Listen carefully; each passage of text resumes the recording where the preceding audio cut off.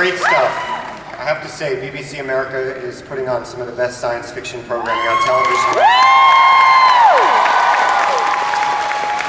That George, the way that he suppresses his anger all the time, is kind of like a werewolf. And so I said, well, we could always make George a werewolf. Because if nothing else, it would give me a story to write. My producers who listened to this, they didn't call security, and it was in fine. And then it seemed like the kind of natural progression would be that, well, actually Mitchell's quite like a vampire, and when you think about it, Annie being rooted to the house is quite like a ghost. And so suddenly by the end of this meeting, I was writing a show about a werewolf, a vampire, and a ghost sharing a house. But it hadn't started like that. As I said, initially it had just been a human house share. But because it's such a ridiculous idea, the first version I wrote was essentially a sitcom.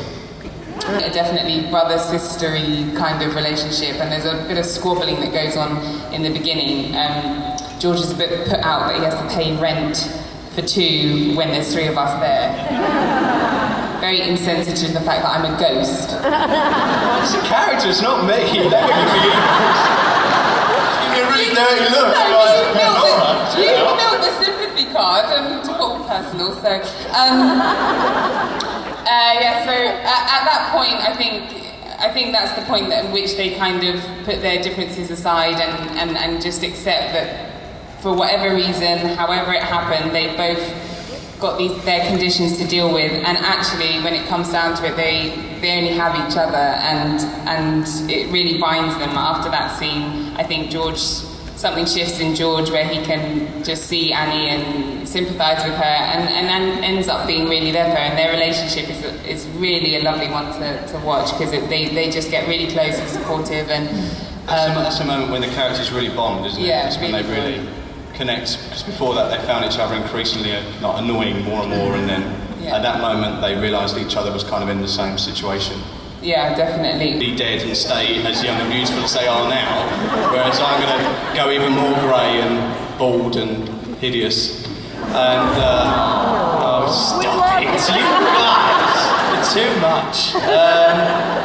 So that's, I think if George, at that point George isn't ready to embrace who he is and separates it completely. And as the series goes on, I think he discovers what the success would be in himself as a person if he started to embrace what he is. And at this point, this is something that is horrible for George. George just wants to be a normal guy, he just wants a normal life, but this thing has been thrown on him, this curse, and now his best mates are a vampire and a ghost, which is far from normal. With that kind of character, I think, and it's easy to kind of play somebody like that that's severely flawed, but on a quest for the greater good, if you like, so yeah. Discover why and how she died.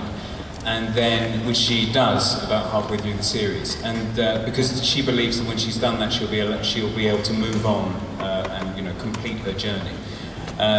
When she's done that, she finds that she's still here, she's still rooted on Earth, and she doesn't understand why. And so the rest of the series becomes her finding out why, that there is still something that she needs to do, some purpose she has to fulfill.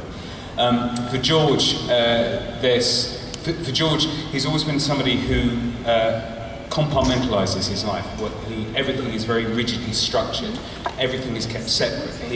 The werewolf condition is something that happens to him once a month, and that's it. The moment it stops, he never thinks about it again, or tries not to. He basically pretends that he doesn't have this condition. And over the course of the series, it's him learning to accept what he is, and there comes a point at the end of the first series where, for the first time, he actually uses it in a very deliberate sense. For Mitchell, has a constant battle both with himself and also with the other vampires who are exerting a pressure to kind of bring him back into the fold. They feel an enormous sense of betrayal that he's left them and set up house with these two other creatures, and so for him. It's him also coming to terms with his vampires.